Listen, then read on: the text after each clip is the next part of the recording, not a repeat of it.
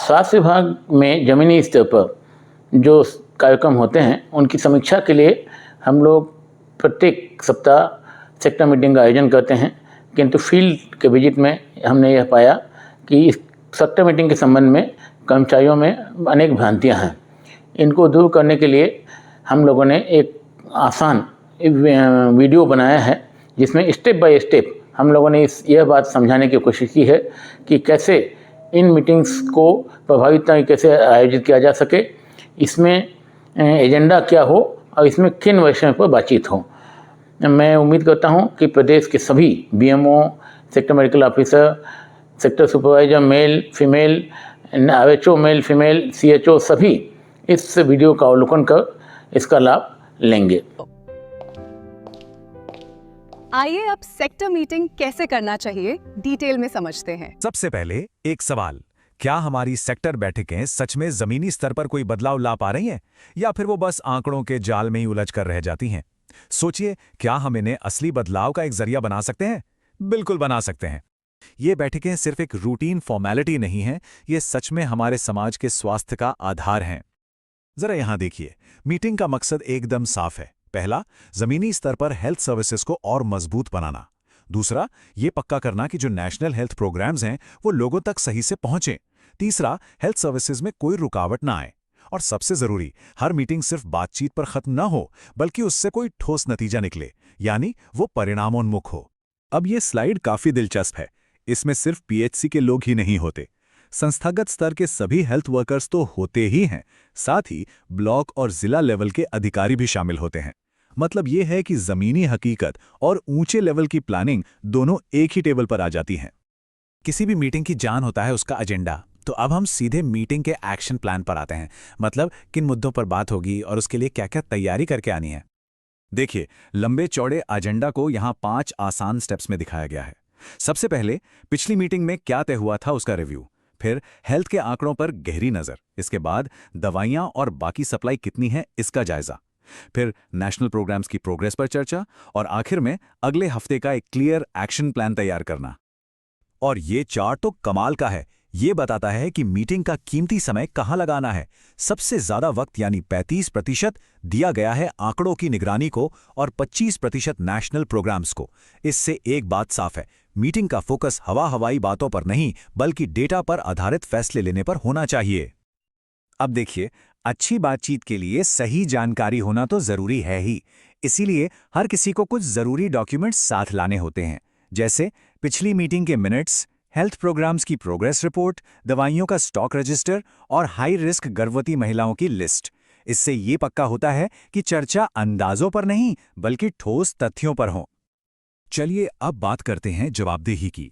किसी भी मीटिंग की कामयाबी 2 मुख्य किरदारों पर टिकी होती है, मेडिकल ऑफिसर और हेल्थ सुपरवाइजर। आइए समझते हैं कि इनकी भूमिकाएं क्या हैं। ये स्लाइड दोनों के रोल को बहुत अच्छे से समझाती है। हेल्थ सुपरवाइजर यानी एलएचवी एक कोऑर्डिनेटर की तरह काम करते हैं। रिपोर्ट इकट्ठा करना, एजेंडा बनाने में मदद करना, मिनट्स तैयार करना। वहीं मेडिकल ऑफिसर यानी एमओ अध्यक्ष की भूमिका में होते हैं, मीटिंग को लीड करना, रिसोर्सेज मैनेज करना और टेक्निकल गाइडेंस देना। एक तरह से एक कोऑर्डिनेटर है तो दूसरा कैप्टन, और यही टीम वर्क मीटिंग को सफल बनाता है। चलिए अब बात करते हैं मीटिंग की बुनियाद की। देखिए, किसी भी अच्छी मीटिंग के लिए 3 बातें साफ होनी चाहिए: कब, कहां और कौन। अच्छी बात यह है कि इस प्रोटोकॉल में यह सब पहले से तय है ताकि कोई कंफ्यूजन ना हो। तो सबसे जरूरी बात क्या है? कंसिस्टेंसी यानी एक रूपता। मीटिंग हर शनिवार को होगी, संबंधित पीएचसी यानी प्राइमरी हेल्थ सेंटर में। टाइम भी फिक्स है, सुबह 10 बजे से दोपहर 2 बजे तक। जब सब कुछ पहले से तय होता है तो हर कोई पूरी तैयारी के साथ आ सकता है। अच्छा, तो मीटिंग को लीड कौन करेगा? इसकी कमांड संभालते हैं सेक्टर के मेडिकल ऑफिसर यानी एमओ। ये उनकी जिम्मेदारी है कि मीटिंग सही दिशा में आगे बढ़े। और हाँ, अगर किसी वजह से वो मौजूद नहीं है तो काम नहीं रुकता। उनकी जगह पर कोई सीनियर सुपरवाइजर भी मीटिंग की अध्यक्षता कर सकते हैं। आज हम यही समझेंगे कि कैसे एक साधारण सी लगने वाली बैठक को एक पावरफुल हेल्थ इंजन में बदला जा सकता है। असल में ये वो जगह है, वो मंच है जहां डेटा एक्शन में बदलता है। सोचिए, टीकाकरण के आंकड़े हों या बीमारियों का कोई पैटर्न, यहीं पर वो सब नंबर एक ठोस एक्शन प्लान का रूप लेते हैं। और एक बात साफ है, ये जो उद्देश्य है ना, ये सिर्फ कागजों पर लिखने के लिए नहीं है। हर एक लक्ष्य का सिर्फ एक ही मकसद है कि हर बैठक का कोई मतलब निकले और उसका असर जमीन पर दिखाई दे। अच्छा, अब आते हैं एक बहुत ही दिलचस्प हिस्से पर। देखिए, हम अक्सर सोचते हैं कि मीटिंग ही सब कुछ है, लेकिन ये प्रोटोकॉल तैयारी पर मतलब प्रिपरेशन पर बहुत ज्यादा जोर देता है। और ये बात बिल्कुल सही है। एक अच्छी मीटिंग की जीत तो उसके शुरू होने से पहले ही तय हो जाती है। ये जो 4 स्टेप्स हैं, ये पक्का करते हैं कि मीटिंग में हर कोई पूरी तैयारी के साथ आए। सोचिए, जब सारा डेटा पहले से इकट्ठा हो तो मीटिंग का कीमती वक्त सिर्फ जानकारी इकट्ठा करने में बर्बाद नहीं होगा, बल्कि असल समस्याओं को सुलझाने में लगेगा। यही तो इसका मकसद है। और यहीं पर वो डेटा ड्रिवन अप्रोच काम आता है। जरा इस लिस्ट को देखिए। हर एक डॉक्यूमेंट का एक खास मकसद है। HMIS रिपोर्ट बताती है कि हम अपने लक्ष्यों के कितने करीब हैं, और दवा का स्टॉक रजिस्टर ये पक्का करता है कि जरूरत के समय दवाएं मौजूद हों।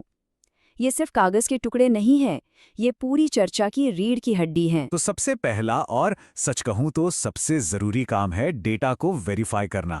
हमें ये पक्का करना होगा कि HMIS और RCH जैसे पोर्टलों पर जो भी डेटा डाला गया है वो 100% सही हो। सोचिए, अगर डेटा ही गलत हुआ तो हमारे सारे फैसले भी तो गलत ही होंगे ना। अब ये डेटा वेरीफाई कैसे होता है? देखिए, ये बहुत सीधा सा तरीका है। फील्ड रजिस्टर को ड्यूलेस से मिलाया जाता है और फिर उसे समेकित रिपोर्ट से। इस तरह की क्रॉस चेकिंग से ना छोटी से छोटी गलती भी पकड़ में आ जाती है और हम उसे फौरन ठीक कर सकते हैं। तो तैयारी पूरी हो गई। अब हम बैठक के असली इंजन रूम में चलते हैं, यानी कि एजेंडा पर। असल में यही वो जगह है जहां बातें प्लान में बदलती हैं और काम को रफ्तार मिलती है। चलिए देखते हैं कि ये कैसे काम करता है। एजेंडा का स्ट्रक्चर बड़ा सीधा और लॉजिकल है। सबसे पहले पिछली बैठक में जो काम तय हुए थे उनकी समीक्षा होती है। मतलब पहला सवाल यही होता है, जो कहा था वो किया या नहीं। जब ये हो जाता है तभी टीम आगे की चुनौतियों और नए प्लान पर बात करती है। इससे ना एक जवाबदेही का कल्चर बनता है। चलिए इसे एक उदाहरण से समझते हैं। बात करते हैं मात्र स्वास्थ्य की। चर्चा शुरू होती है एक नंबर से 4। ये क्या है? ये है वो न्यूनतम ANC चेकअप की संख्या जो हर गर्भवती महिला के लिए जरूरी है। मतलब शुरुआत से ही एक साफ टारगेट सेट हो जाता है। और बात सिर्फ नंबरों तक ही सीमित नहीं रहती। टीम हर एक केस पर, खास तौर पर जो हाई रिस्क प्रेगनेंसी वाले मामले हैं, उन पर एक एक करके बात करती है। इससे ये सुनिश्चित होता है कि हर महिला सिर्फ एक आंकड़ा बनकर न रह जाए, बल्कि उसकी जरूरतों को समझा जाए और उस पर ध्यान दिया जाए। बिल्कुल यही अप्रोच बाल स्वास्थ्य के लिए भी है। यहाँ भी चर्चा एक सीधे और बहुत जरूरी सवाल से शुरू होती है, पिछले हफ्ते किन बच्चों का टीकाकरण छूट गया। देखिए, ये सवाल सीधे एक्शन की तरफ इशारा करता है। फोकस इस पर नहीं है कि क्या हुआ, बल्कि इस पर है कि अब क्या करना है। और ये सिर्फ माँ और बच्चे के स्वास्थ्य तक ही सीमित नहीं है। एजेंडा इस तरह से डिजाइन किया गया है कि सभी राष्ट्रीय स्वास्थ्य कार्यक्रम इसमें शामिल हों, चाहे वो TB हो, मलेरिया हो या फिर गैर संचारी रोग। इससे एक पूरा होलिस्टिक व्यू मिलता है और हेल्थ केयर का कोई भी जरूरी हिस्सा नजरअंदाज नहीं होता। ठीक है, प्लान बढ़िया बन गया, एजेंडा भी सेट है, लेकिन असली सवाल तो अब आता है, ये सब करेगा कौन? और यहीं पर भूमिकाओं और जिम्मेदारियों की साफ साफ पहचान बहुत जरूरी हो जाती है। यहाँ प्रोटोकॉल एक बहुत ही साफ लीडरशिप जोड़ी बनाता है। आप कह सकते हैं कि मेडिकल ऑफिसर जहाज के कप्तान हैं, वो मीटिंग को दिशा देते हैं, और जो हेल्थ सुपरवाइजर हैं वो इंजन रूम संभालते हैं, सारा डेटा तैयार करना और ये पक्का करना कि सब कुछ आराम से चलता रहे। लेकिन ये कहानी सिर्फ लीडरशिप की नहीं है। जो फील्ड स्टाफ हैं, जैसे ANM और CHO, वो सिर्फ मीटिंग में बैठने के लिए नहीं आते। असल में वो इस बैठक के सबसे जरूरी हिस्से हैं। क्यों? क्योंकि यही वो लोग हैं जो इन सारे प्लान्स को जमीन पर उतारते हैं। इस मीटिंग की सबसे खास बात पता है क्या है? ये कोई रैंडम चेकलिस्ट नहीं है। ये मीटिंग इंसान की पूरी जीवन यात्रा को फॉलो करती है। मतलब देखभाल तब से शुरू हो जाती है जब कोई पैदा भी नहीं हुआ होता। चलिए अब जरा इसमें और गहराई में चलते हैं। तो जीवन चक्र की शुरुआत कहाँ से होती है? एक गर्भवती माँ से। इसलिए मीटिंग में सबसे पहला और सबसे जरूरी सवाल यही होता है। तो सारा फोकस मातृ स्वास्थ्य पर होता है। देखा जाता है कि कितनी गर्भवती महिलाओं ने पहले 12 हफ्तों में ही रजिस्ट्रेशन करवा लिया। कौन सी ऐसी महिलाएं हैं जिनकी गर्भावस्था हाई रिस्क है, उन्हें पहचान कर ट्रैक किया जाता है। जिनकी डिलीवरी की तारीख पास आ रही है, उनके लिए संस्थागत डिलीवरी यानी अस्पताल में डिलीवरी की प्लानिंग की जाती है। जननी सुरक्षा योजना के तहत मिलने वाले पैसे उन तक पहुंचे या नहीं, ये भी ट्रैक होता है। और सबसे जरूरी, जिन महिलाओं में खून की बहुत ज्यादा कमी है यानी गंभीर अनीमिया है, उनकी पहचान करके उनका इलाज शुरू किया जाता है। तो आप देख सकते हैं, ये पूरी प्रसव पूर्व देखभाल यानी एएनसी की एक यात्रा है। सबसे पहले जल्दी रजिस्ट्रेशन, फिर ड्यू लिस्ट को रिव्यू करना, हाई रिस्क मामलों को पहचानना, डिलीवरी की प्लानिंग करना और फिर लगातार फॉलोअप और सपोर्ट देना। ये एक पूरा सिस्टमैटिक प्रोसेस है ताकि गर्भावस्था के हर स्टेज पर माँ और बच्चा दोनों सुरक्षित रहें। माँ की देखभाल के बाद अब बात आती है बच्चे की। जीवन चक्र का अगला पड़ाव है हर बच्चे को एक स्वस्थ शुरुआत देना। और बच्चों की सेहत के लिए सबसे जरूरी क्या है? टीकाकरण यानी इम्यूनाइजेशन। तो मीटिंग में सीधा सीधा हिसाब होता है। एक तरफ होती है ड्यू लिस्ट यानी हमारा लक्ष्य कि कितने बच्चों और गर्भवती महिलाओं को टीका लगना है, और दूसरी तरफ होती है उपलब्धि यानी असल में कितनों को टीका लगा। लेकिन बात सिर्फ नंबरों की नहीं है। समीक्षा यहीं खत्म नहीं होती।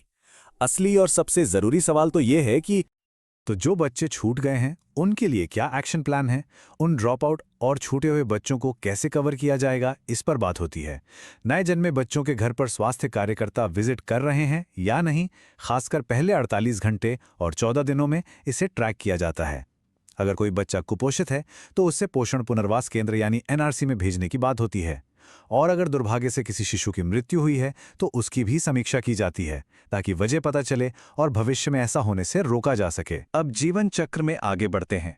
ये सपोर्ट सिस्टम सिर्फ माँ और बच्चे तक सीमित नहीं है, बल्कि ये परिवारों और युवाओं तक भी पहुंचता है।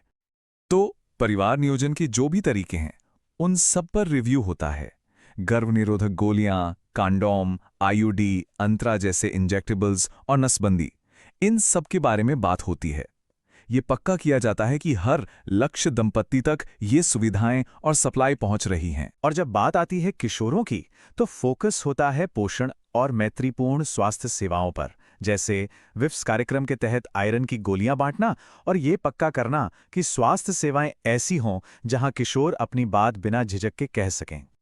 तो हमने जीवन चक्र का दृष्टिकोण तो देख लिया, पर अब देखते हैं कि यही एक मीटिंग समुदाय को खतरे में डालने वाली बड़ी बड़ी बीमारियों से लड़ने के लिए स्ट्रैटेजी कैसे बनाती है।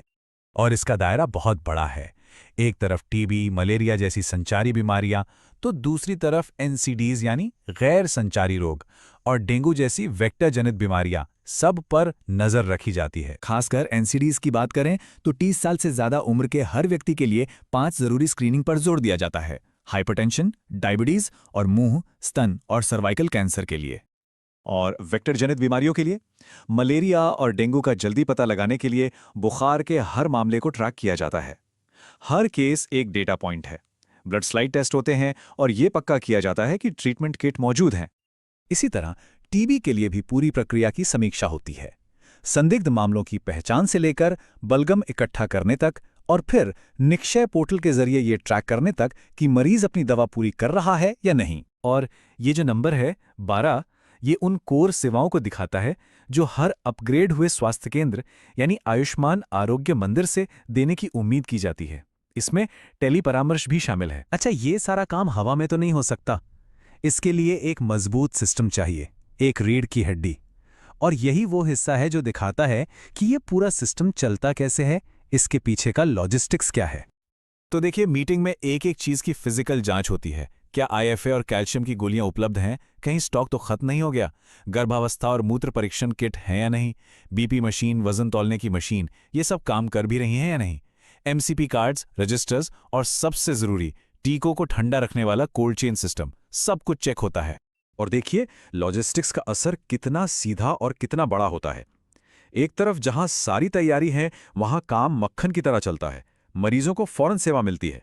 लेकिन दूसरी तरफ जहां चीजों की कमी है, वहां सिर्फ काम में देरी नहीं होती, बल्कि हम कई कीमती मौके भी गंवा देते हैं। ये मीटिंग सिर्फ स्वास्थ्य कार्यकर्ताओं की नहीं है, इसका असली मकसद है पूरे समुदाय से जुड़ना, क्योंकि समन्वय ही सब कुछ है।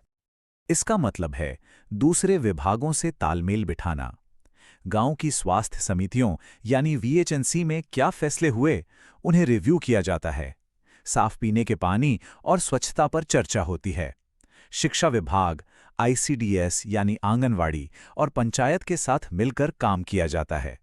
और जो भी राष्ट्रीय स्वास्थ्य अभियान आने वाले हैं, उनकी प्लानिंग भी यही होती है। अहम हिस्से पर चलते हैं कि कैसे ये मीटिंग सिर्फ एक मीटिंग न रहकर एक मिशन बन जाती है। अक्सर लगता है कि मीटिंग खत्म तो काम खत्म, पर यहाँ से तो असली काम शुरू होता है। ये 3 स्टेप का फॉलोअप प्रोसेस ही सब कुछ बदल देता है। हर काम के लिए एक जिम्मेदार व्यक्ति और एक डेडलाइन तय होती है। और सबसे जरूरी, अगली मीटिंग से पहले ये चेक किया जाता है कि वो काम हुआ या नहीं। ये एक ऐसा मजबूत चक्र बनाता है जहां कोई भी काम बीच में नहीं छूट सकता।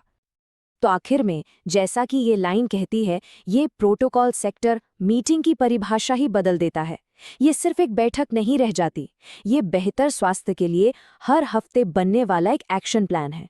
एक ऐसा टूल जो हफ्ते दर हफ्ते पब्लिक हेल्थ के मिशन को लगातार आगे बढ़ाता रहता है।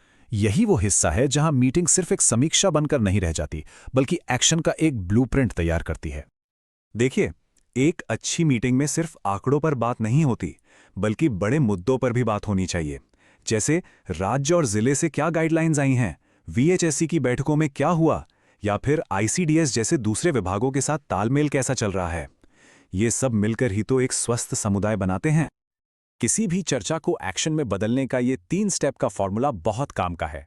सबसे पहले तय करें कि सबसे जरूरी काम क्या हैं, फिर उन कामों के लिए साफ साफ लक्ष्य बनाएं, और आखिर में जो सबसे जरूरी है, हर काम के लिए जिम्मेदारी तय करना, मतलब ये काम कौन करेगा। और जब हम प्राथमिकताएं तय करते हैं तो कुछ ग्रुप्स पर हमारा खास ध्यान होना चाहिए, जैसे कि हाई रिस्क प्रेग्नेंट महिलाएं, या वो लोग जिन्हें कोई गंभीर नॉन कम्युनिकेबल डिजीज है, या फिर वो बच्चे जिनका कोई टीका छूट गया है। इनके लिए एक अलग से प्लान बनाना बहुत जरूरी है। चलिए अब आते हैं हमारे आखिरी और शायद सबसे अहम हिस्से पर। वो कौन सी बातें हैं जो एक मीटिंग को वाकई में असरदार बनाती हैं, जो सिर्फ काम ही नहीं, टीम का जोश भी बढ़ाती हैं। टीम की बात हुई है तो ये कहावत बिल्कुल फिट बैठती है, टुगेदर एवरीवन अचीव्स मोर। मतलब जब हम सब एक साथ मिलकर काम करते हैं तो ज्यादा हासिल करते हैं। हमारी मीटिंग्स का माहौल इसी सहयोग की भावना पर टिका होना चाहिए। कम्युनिकेशन का तरीका सब कुछ बदल देता है। एक तरीका है वन वे, मतलब ऊपर से सिर्फ आदेश आ रहे हैं और बाकी सब सुन रहे हैं। इससे जमीनी दिक्कतें अक्सर छूट जाती हैं। और दूसरा तरीका है टू वे डिस्कशन, जहां जमीन पर काम कर रहे लोगों से फीडबैक लिया जाता है, उनके सुझावों को अहमियत दी जाती है। इससे होता क्या है, समाधान हम सब मिलकर बनाते हैं। और ये एक नियम बना लेना चाहिए, हर चर्चा एक साफ फैसले पे खत्म होनी चाहिए। सिर्फ बातें करके उठ जाना, उससे कुछ नहीं बदलेगा। फैसला क्या हुआ और उसे कौन पूरा करेगा, ये बिल्कुल साफ होना चाहिए, तभी हमें रिजल्ट्स मिलेंगे। चलिए इसे एक छोटे से उदाहरण से समझते हैं। मान लीजिए मीटिंग में ये डेटा सामने आया कि टीकाकरण कवरेज 95% है। ये सुनने में तो बहुत अच्छा लगता है ना, लेकिन हमारी बातचीत यहां खत्म नहीं होनी चाहिए। असली सवाल तो अब आता है, इस 95% को 100% कैसे बनाया जाए। बस यही एक सवाल पूरी मीटिंग को रिपोर्टिंग से प्रॉब्लम सॉल्विंग मोड में ले आता है। जो 5% बच्चे रह गए हैं, उन तक हम कैसे पहुंचेंगे। तो इस पूरे सफर का निचोड़ क्या है, ये 3 बातें। पहला, समीक्षा करें लेकिन सही डेटा और लॉजिस्टिक्स के साथ। दूसरा, योजना बनाएं, एक ऐसी योजना जिस पर अमल किया जा सके। और तीसरा, सबको प्रेरित करें, टीम वर्क और खुली बातचीत से। जब मीटिंग इस तरह से होती है तो उसका सीधा असर दिखता है। इसका मतलब है कि एक माँ को समय पर सही देखभाल मिलती है, एक बच्चे का टीका नहीं छूटता और एक गांव बीमारियों से दूर रहता है। तो अब जाते जाते बस एक सवाल, अगली सेक्टर मीटिंग में इनमें से कौन सी एक बात है जिसे लागू किया जा सकता है। याद रखिए, एक छोटा सा बदलाव भी एक बहुत बड़ी कामयाबी की पहली सीढ़ी हो सकता है।